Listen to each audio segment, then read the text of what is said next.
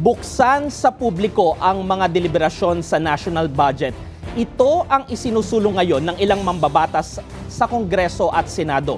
Sagot nila ito sa banta ni Pangulong Ferdinand Marcos Jr. na hindi aaprubahan ang mga pondong hindi tugma sa pangangailangan ng sambayan ng Pilipino.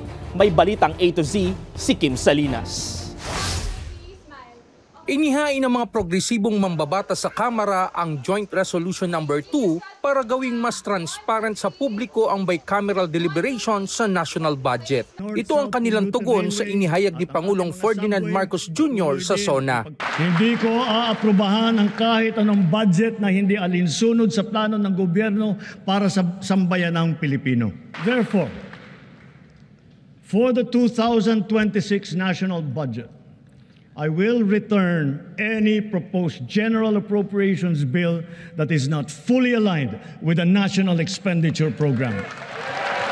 Ayon kay mamamayang Liberal Representative Leila De Lima, layunin ng resolusyon na mapigilan ng mga insertion o pagsingit ng mga kaduda-dudang pondo na hindi bahagi ng national expenditure. Ito ang sagot natin or namin dun sa mga napapabalita na mga corrupt acts and practices pagdating sa mga proyekto, infrastructure projects, and especially the flood control projects. Sa bicameral conference, pinagtutugma ng mga senador at kongresista ang kanilang bersyon ng national budget. Karaniwang closed door ang deliberasyon, kaya ayon sa ilang mambabatas, dito nagaganap ang budget distortions.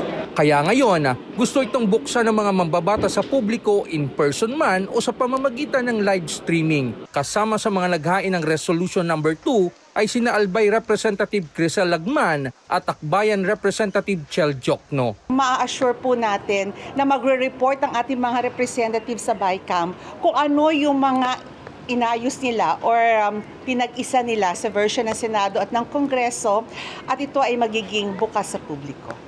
Sa lahat ng mga batas na dapat maging transparent, ang budget ang pinakamahalaga.